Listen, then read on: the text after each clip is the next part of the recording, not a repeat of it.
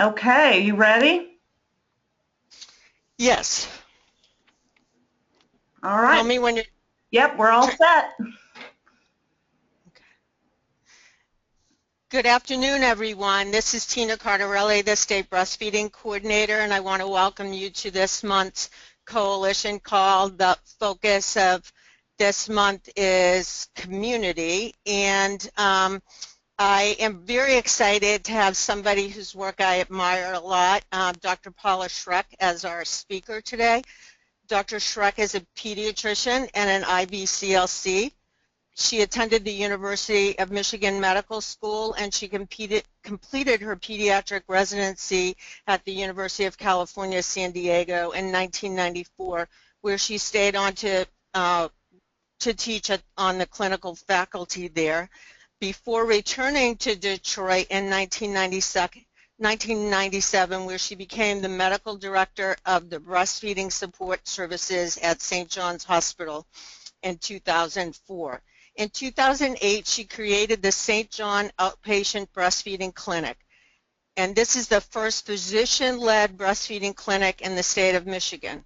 The model has since been applied at 3 other Michigan hospitals in the St. John Ascension Hospital Network.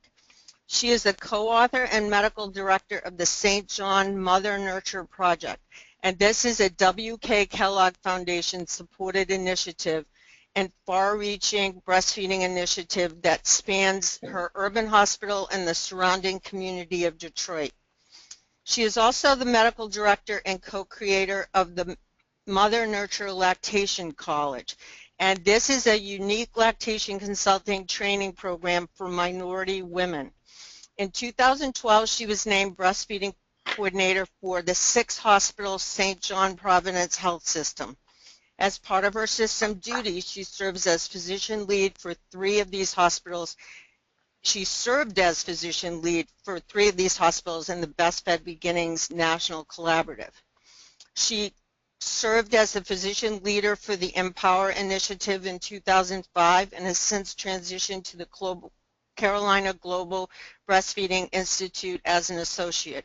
She also serves as the medical director for COFECTIVE. What I know about Paula is that she lives in the Detroit area. She is a part-time general pediatric, has a part-time general pediatric practice, and she enjoys life on the Great Lakes with her husband, 2 teenage sons, and a golden retriever, and I've seen his picture, he's cute. So I'm going to hand it over now to Paula. I think she has a lot to teach us about what we can do to expand the work that we're doing in our communities and our hospitals. So take it away, Paula. Thank you, Tina. That was a lovely introduction. I am very proud to be joining you today on your webinar. Today we will be talking about the Mother Nurture Lactation College and what that can mean to our field. I'm a pediatrician and a lactation consultant myself. What it can mean to the mothers and babies, not only in the hospital setting, but also in our communities. Tina, can you Yes. remind me how to advance the slides? Marquette, can you help Dr. Schreck? Yeah, okay, so it is not working for you. Hold on just a Are you sharing my screen? second. Hold on. Okay, give me just a second. I'm sorry. I apologize to everybody. I'm still learning all of this, so I am trying to figure out why it won't show up here. So,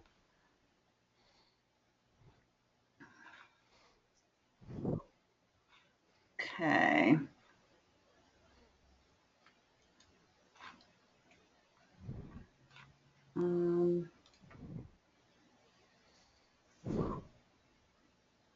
Okay.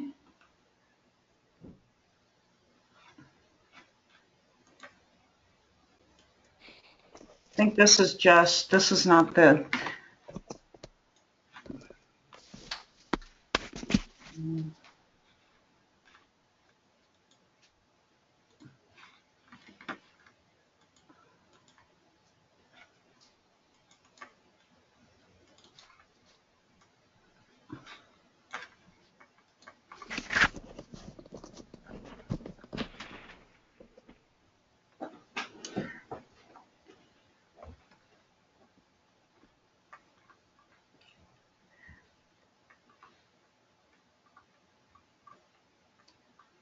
Okay.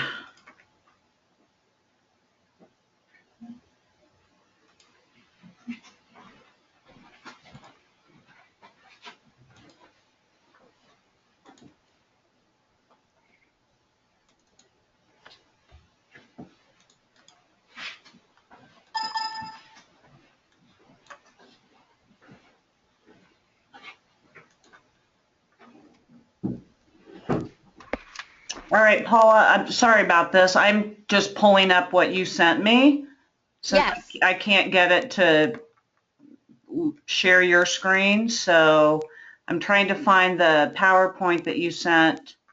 I don't know if I ever received that. Okay. You want to try and share my screen again?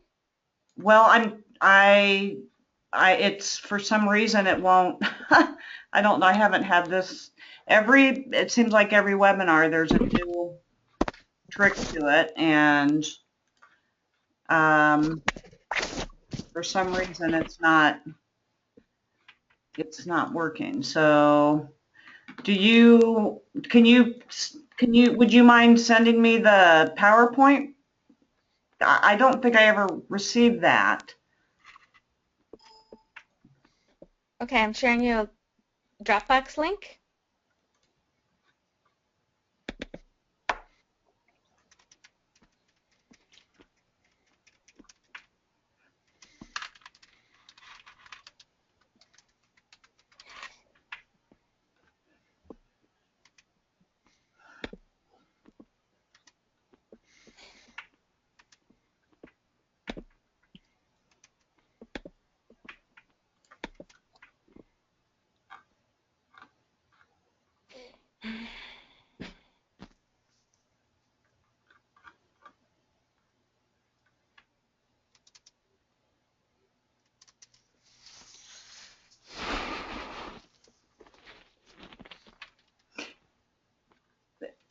Tina, are you there? Yes. Why don't you go ahead and tell everybody about the conference while we're working this out? Okay. So I just wanted to use this time to remind everybody about a very important conference that's coming up on November 13th at Methodist Hospital in downtown Indianapolis. It's a conversation that I know Detroit has been having and Chicago has been having, and it's a conversation I wanted to bring to Indianapolis. And so it's on health equity and breastfeeding and health disparities. And we're very, very excited. We've been trying to get Dr. Gail Christopher, the Vice President of Kellogg Foundation. She is probably the best speaker that I've heard talk on this topic, and she will be our keynote speaker. We're also very excited to have Dr. Clifton Kenyon, who, again, is an international speaker. He was A1 Nurse of the Year, and he talks a lot about protecting, promoting, and supporting breastfeeding, and just really a different conversation than we have had in the past about breastfeeding. I strongly encourage everyone to come to this conference. You can register through Indiana Perinatal Network. It is our annual state breastfeeding conference, and so we're hoping to fill the room for these important speakers. And if you have any questions, you can contact me. And also, too, we are having a breastfeeding movie and dinner the night before, and it's a brand new Milk, the movie that just came out. And this will be the first showing in Indianapolis of that movie, and you can register for that if you're coming into Indianapolis the evening before, or if you live in the Indianapolis area. So I really want to encourage everybody to attend. This is where we learn from each other, and I will see you next month. I wonder how we're doing with...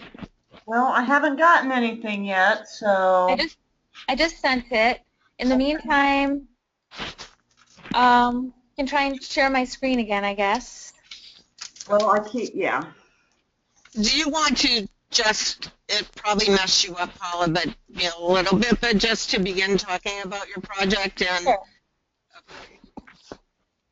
Sure. I have the slide up on my screen if you get that. And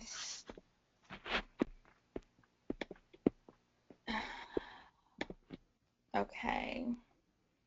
Okay, so As Tina mentioned, I live in the Detroit area. Detroit is known for its beautiful skyline. We have one of an iconic building in our downtown called the Renaissance Center, which is beautiful. But we're also known for our poverty and poor health outcomes.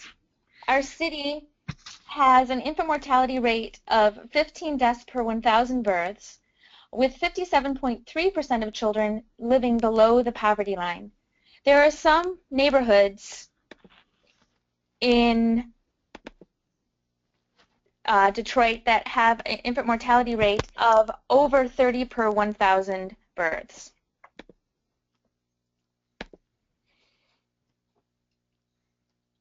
Our population is about 83% African American, so we have a lot of health disparities also. And note that this infant mortality rate of 15 deaths per 1,000 births for the city of Detroit is twice that of the state of Michigan, which comes in at around 7.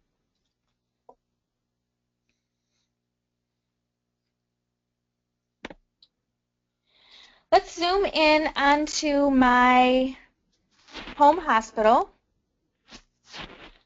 St. John Hospital and Medical Center, which has 730 total beds. We have 3,500 deliveries per year. We have a traditional birthing center. We also have a level 2 and 3 NICU, and 45% of our population are Medicaid African American.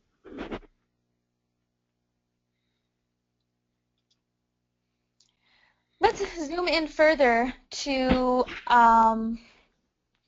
St. John Breastfeeding Support Services.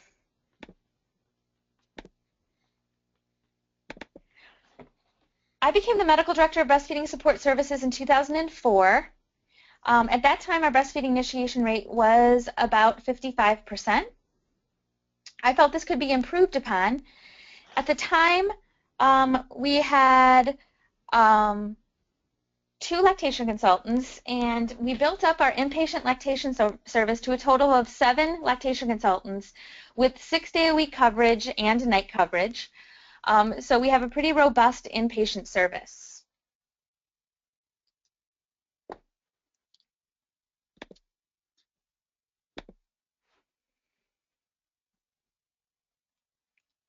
If my slides do appear, oh my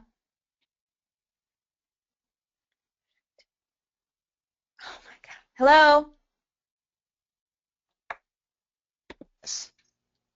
Oh, Yes. Paula? Yes, okay. Yeah, Yes? I still haven't received your email. I'm sorry. I'm ready, right here, ready to get it up here as soon as I get it, but I haven't. I will get it to her. Okay. I still have my slides up on my screen if you can get that to work. I'm going off my screen, so I just want to make sure I was still on. Okay, so so in 2011 we created our grant supported project called the St. John Mother Nurture Project. It includes outpatient breastfeeding clinic, breastfeeding support groups, and research.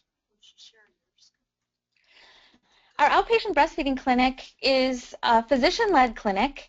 Insurance is accepted. It's a problem-focused clinic. I usually see patients for 1 to 3 visits, and then I send them back to the pediatrician to further manage their breastfeeding. We see all sorts of different problems, including the top 3 problems: difficult latching with painful breastfeeding, decreased milk supply, and poor weight gain. We also take care of vulnerable infants, like infants with Down syndrome, cleft palate. We see a lot of multiples. We see babies with cow's milk protein hypersensitivity and help the primary care doctors manage that. We see a great variety, and we see about 20 patients a week.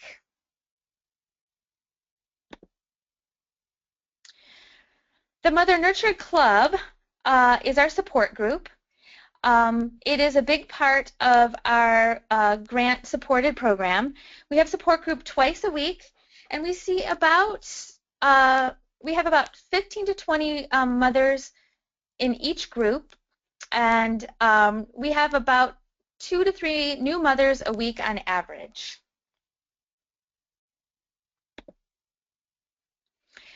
Our Mother Nurture Club addresses the barriers to breastfeeding support that are active in our community. We provide lunch, as we have a lot of people that do not have food security. We also provide transportation through a taxi contract with our hospital. And in fact, 90% of our participants in the Mother Nurture Club utilize the transportation.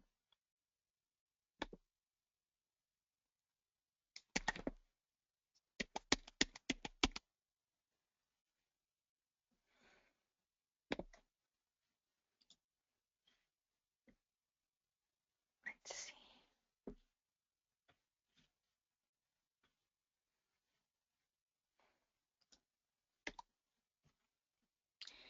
In 2014, as part of our grand plan, we did accomplish baby-friendly accreditation, and St. John Hospital and Medical Center was Detroit's first baby-friendly hospital. So remember when I told you that our breastfeeding initiation rates were 55% in 2010 and 2011? I couldn't get those initiation rates to move from 2004 when we built up the inpatient service to 2010. But when we started our baby-friendly initiative, our initiation rates rose to 70% in 2012, and currently our breastfeeding initiation rate in our Detroit, in our hospital that serves the Detroit population, Detroit City, is 82%. Our exclusivity before we started baby friendly was minimal. There were very few breastfed babies that were able to leave St. John Hospital exclusively breastfeeding. So we estimated we had an exclusivity rate of less than 10% in 2010. Now we have an exclusivity rate of 50 to 60%.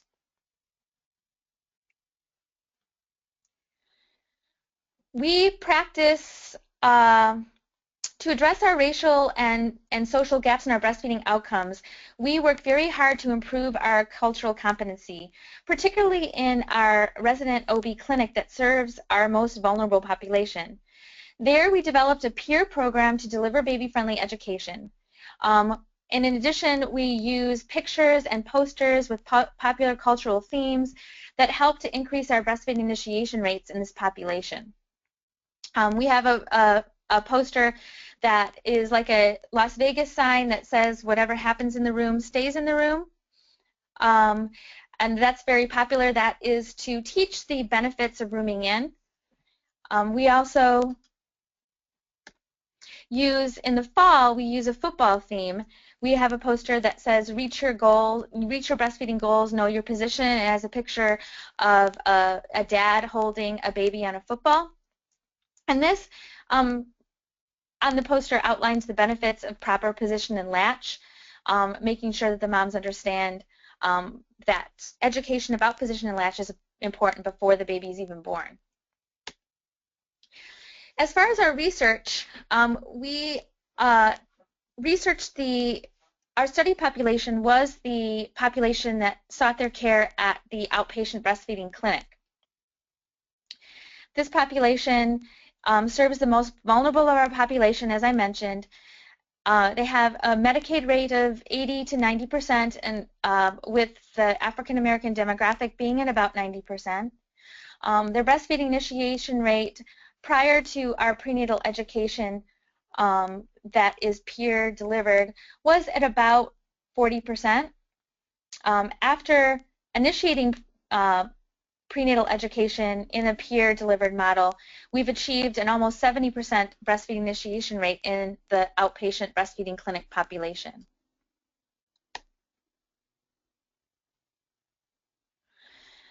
In addition, we followed that study population after delivery to see how long they continued to breastfeed. Remember, this is a population that had prenatal baby-friendly education or breastfeeding education prior to delivery.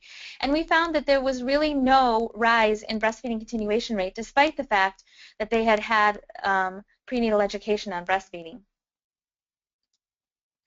However, when you looked at the population of women that not only went to our clinic, got our prenatal education, and went to our support group, the breastfeeding continuation rate doubled from approximately 4 months to almost 8 months. So at that point, we noticed that we were adding a cultural competency piece. The prenatal education was being delivered by our lactation consultants who are predominantly white, but the support group is led by breastfeeding peer counselors from the community, and the women really appreciated the support, and that led to an increased breastfeeding continuation rate. So we looked back at the services that we were providing, and we found that St. John Breastfeeding Support Services was a very effective service in that we had achieved baby-friendly and that we were caring for our patients, but we really lacked diversity, and that we were they were basically all white physicians and nurses caring for this diverse population of the city.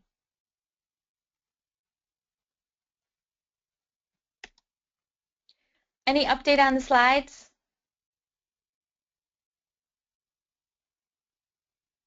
Hello? Can you hear me? Yes. Any update? I think I've got it on here. So what page are you, what slide would you be on? Okay, so can you go back to slide 12? Oh, I'm not there yet. Hold on. Okay, baby And friendly. then I'll just say next slide when we're going to go forward, okay? That's perfect, Paula. Thank you. Okay, so this is the example of our Las Vegas poster. Okay, next slide, slide 13.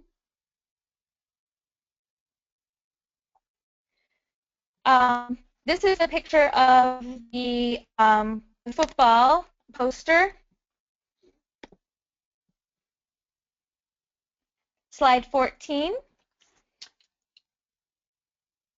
is a graphic schematic of the breastfeeding initiation rate that showed that with the introduction of prenatal education, we were able to increase our breastfeeding initiation rate from control to approximately 70%. And the next slide, slide 15.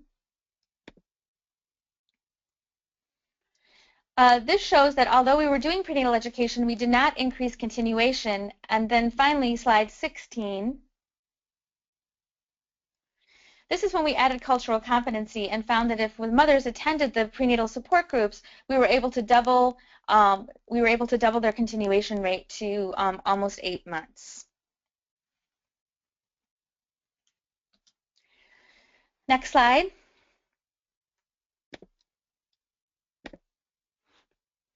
So slide 17 is a picture of breastfeeding support services at St. John Hospital, and you can see that we are not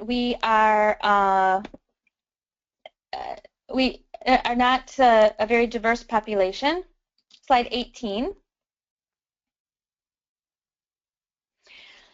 So we looked at our state and attempted to define the diversity of the lactation consultants that practice within our state. First, we discovered that IBCLCs do not register as ethnicity with IBLCE, which is their accrediting organization. And we found through talking to people that there were only 6 African American IBCLCs rumored to be practicing in the state of Michigan. Looking further, we found that there were only 2 African American lactation consultants practicing in the city of Detroit, which, as I mentioned before, is 83% African American. Next slide.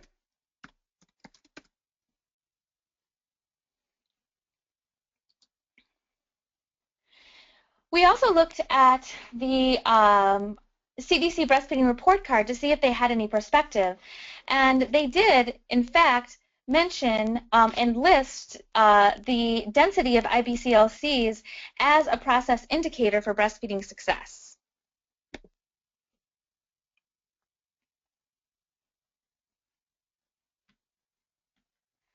Okay, next slide.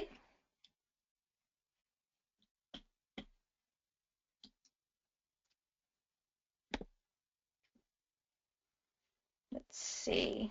Just a second, I'm trying to see. There we go.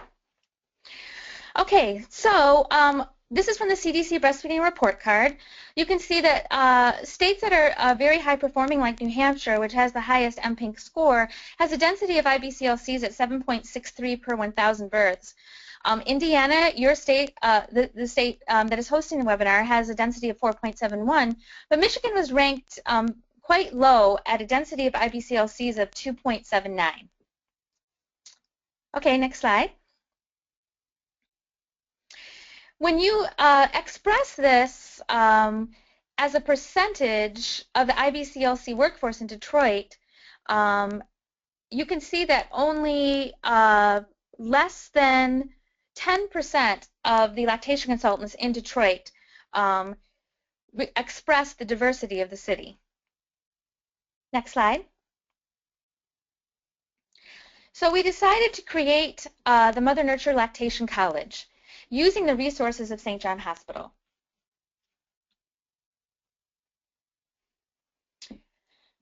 Our goals were to grow the lactation workforce, diversify the lactation consultant workforce at the same time, and optimize the navigation of the pathway to lactation consultant certification so that it was accessible to women of the community.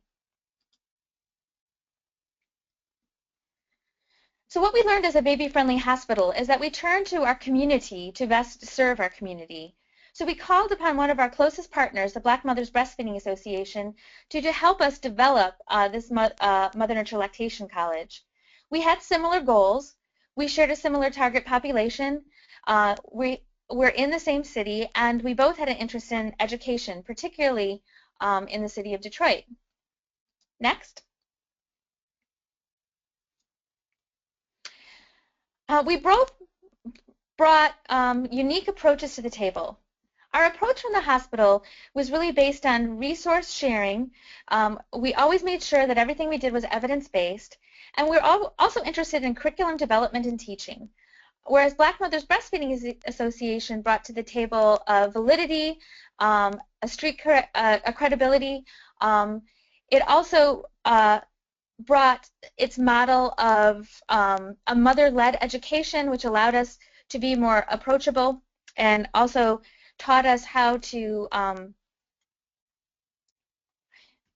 engage the community in the conversation. And also the Black Mothers Breastfeeding Association were experts in cultural competency to make sure that our training had that piece. Next.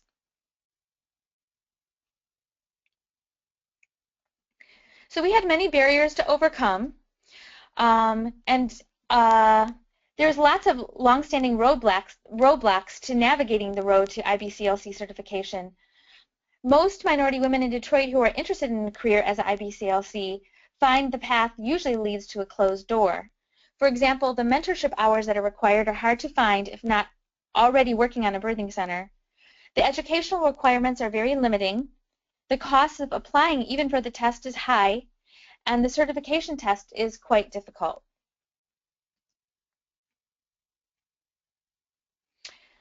So we first had to recruit lactation interns, as we call them. So to recruit, we threw a party. The open house was coordinated by Black Mothers Breastfeeding Association, and it attracted interested women, but it also served the community because we used the 2-hour format to educate the 50-plus women who attended the open house on what an IBCLC was. In addition, we outlined the pathways and requirements, and then we did preliminary interviews for all the qualified candidates. And the final selection was made from this pool of candidates that came to the open house. And the final selection for our lactation interns was made together with Black Mothers Breastfeeding Association. Next. This is the type of information that we shared at our open house. We wanted the community to understand what an IBCLC was. Next. We also wanted them to understand what the terms meant.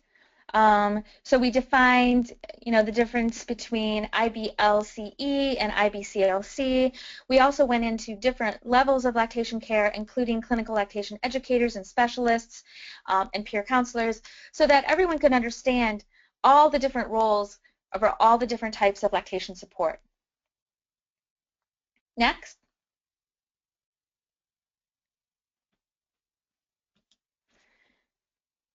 We outlined the different pathways to becoming an IBCLC. Next. This is the one that I used, Pathway 1. This is the one that many nurses also use. Most of you are familiar with this. Pathway 1 requires that candidates have a background in healthcare. It's true that most commonly lactation consultants start their careers as RNs, but not always. So there are lactation consultants who are physicians like myself, pharmacists, dietitians, etc. There were many people in our audience, women that were interested in becoming lactation consultants through the lactation college who were already nurses and didn't even know that this pathway existed. Next. It is also a fact that breastfeeding peer counselors can access lactation consultancy certification through Pathway 1 because WIC breastfeeding peer counselors are recognized as a recognized mother support counselor organization. And that's very important to know for the peer counselors in the audience. Next.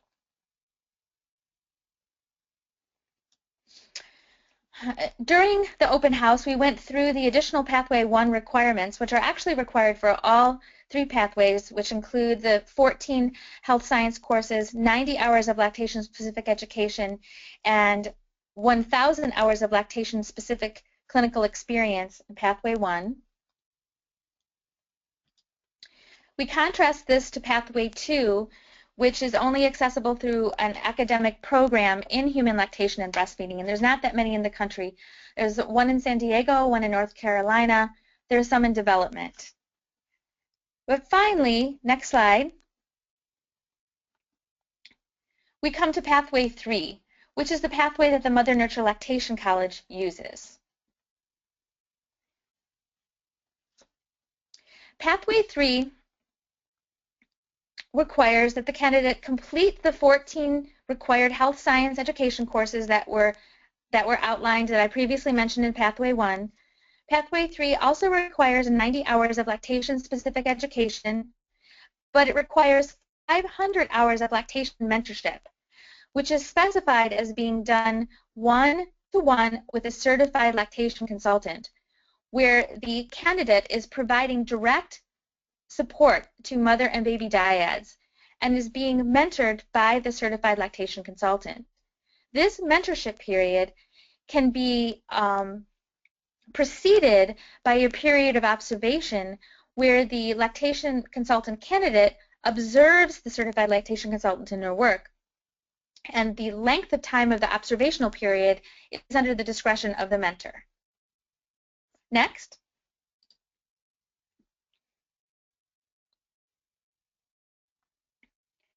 This is a list of 8 required health science subjects which have to be accessed through a community college or college format. And next. The remaining 6 subjects that round out the 14 subjects that are required to become a lactation consultant can be accessed through a college but also through continuing education at a hospital. Next.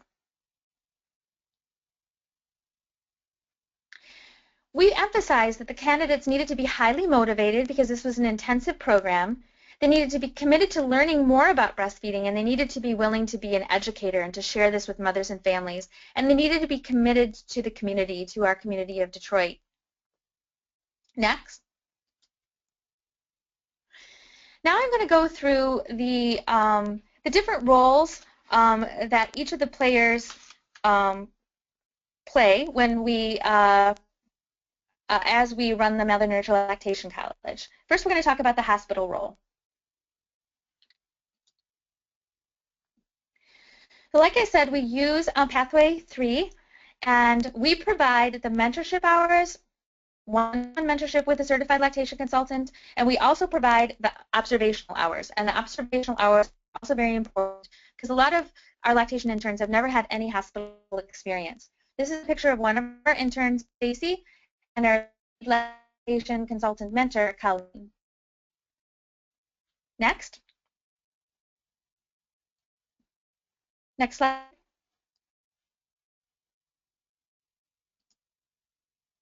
Oops, one back.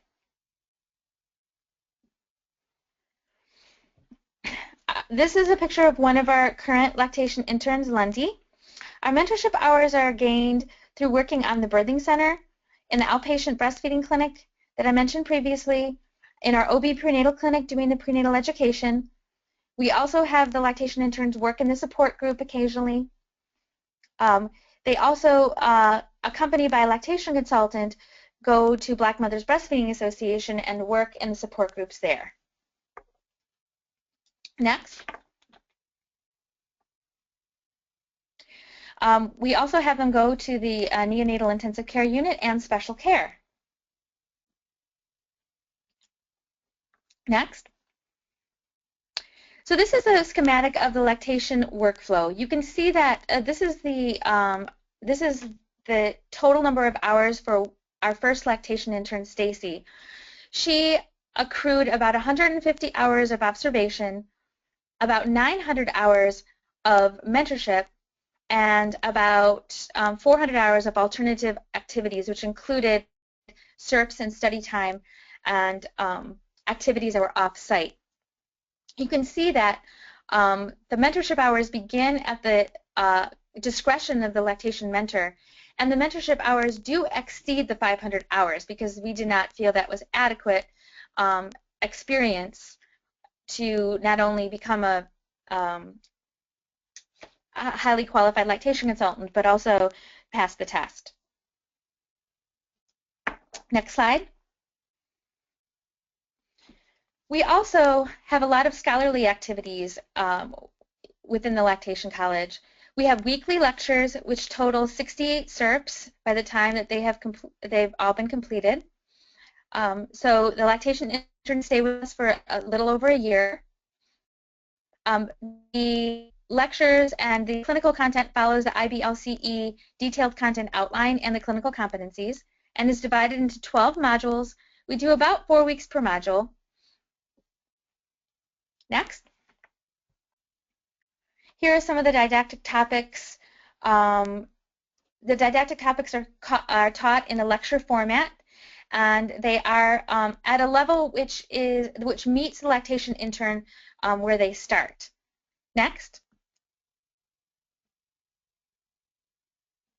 This is an example of one of my slides. So you can see that we not only this is from a talk that I did on the content of human milk. So not only do we talk about the ratios of carbohydrate to protein to fat, but we also define what is a carbohydrate.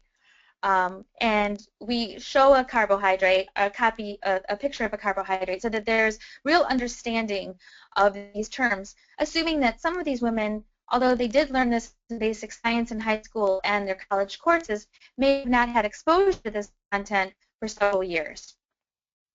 Next slide.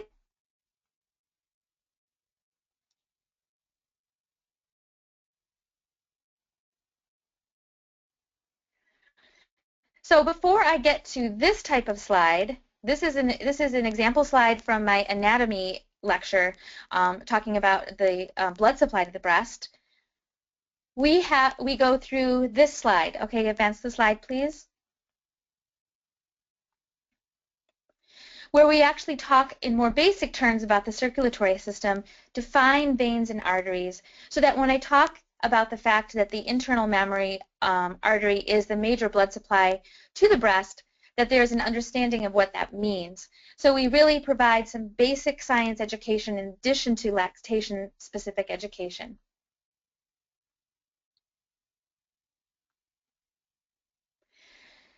The curriculum, which is divided into 12 modules, also includes what I call mentor topics. These are topics which are covered by the IBCLCs as part of their workflow, and they have to do with the practical knowledge of lactation consultancy and the scope of work. For example, they'll talk about the code of ethics. They'll talk about the latch score. They'll talk about documentation, how to talk to a physician, things like that. Next. We also assign other scholarly activities to each week, including peer-reviewed articles. We learn how to read a scientific article, how to dissect it, how to judge it, how to judge its validity. We look at protocols. We're big fans of the Academy of Breastfeeding Medicine, so we look at all of those protocols eventually corresponding to the topic that we're talking about. The lactation interns have homework that they present to the lead lactation consultant mentor the next week. They have associated reading assignments, and we use the Reardon textbook as our textbook of choice, and the reading that is associated with our particular topic is assigned. We have lots of practice tests. In fact, the lactation interns are taking a practice test this Friday. And we talk a lot about study skills. We learn to outline chapters. We also talk about test-taking skills. And we go through the practice tests not only from a content standpoint, but from a test-taking standpoint. Next. So what does our community partner bring to the table? Well, BEMPA provides support to the lactation interns by meeting monthly with the interns off-site. We found that they're much more open and willing to talk about any issues when they're not in the hospital.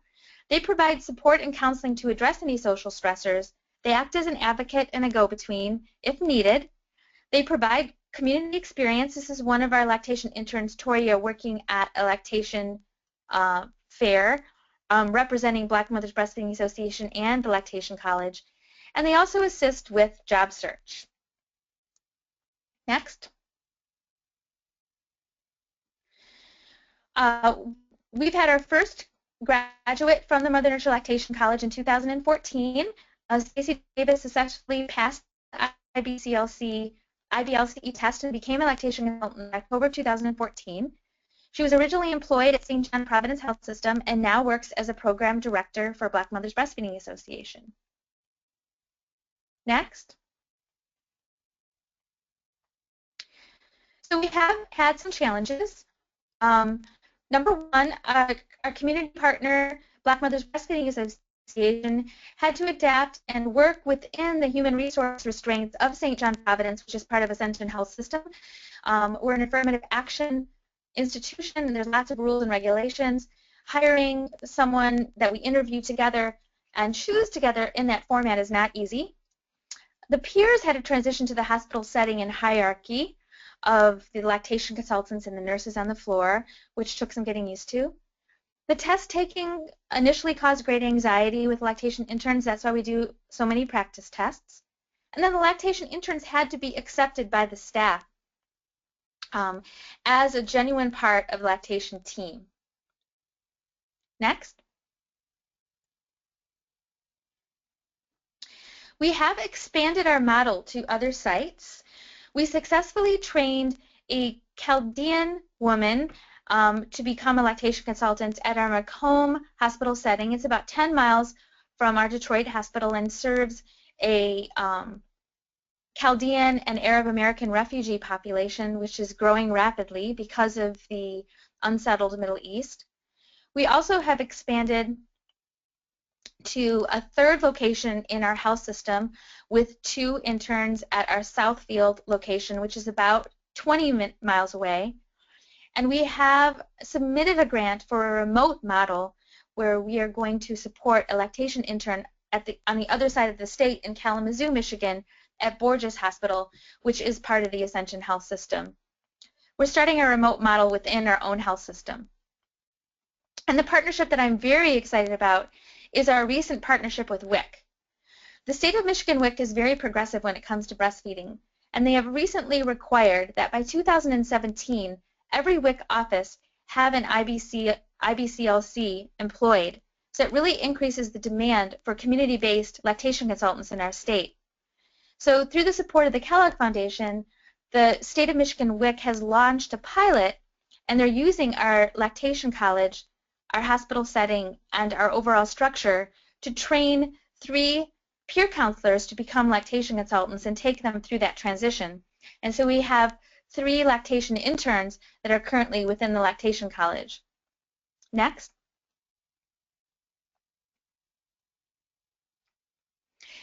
We are also working with Henry Ford Community College, which is a local community college in our area, to package those 8 college classes into a certification program. This will decrease confusion regarding eligibility. For example, IBLCE requires a human physiology class and a human anatomy class, but many community colleges provide one class that meets both criteria for IBLCE. But it has to be reviewed on a case-by-case basis. So we're hoping to package these classes into a certification program that can be used by our lactation interns and by anyone. And they do have some online access, so it'll be available to all.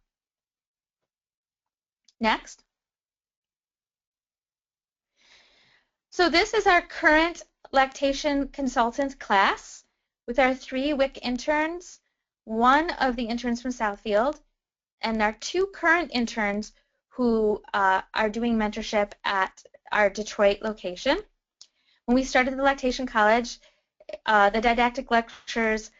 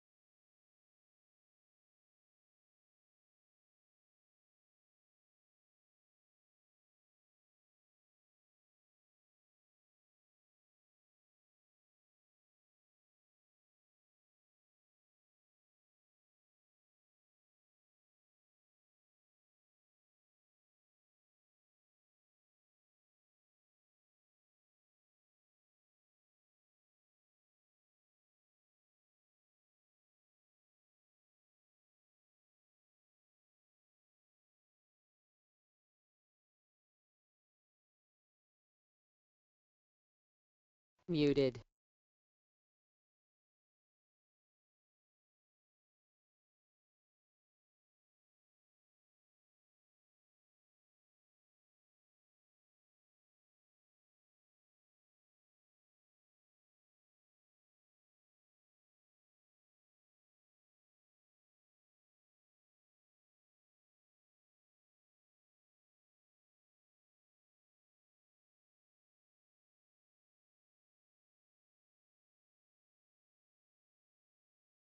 Unmuted.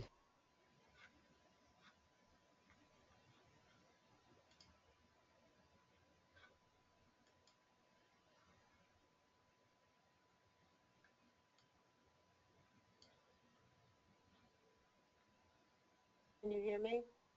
Oh, yeah, Tina? Yes.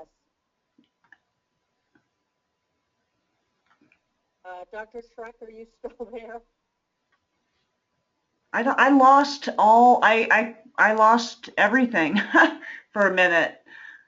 Okay. Is Paula still there?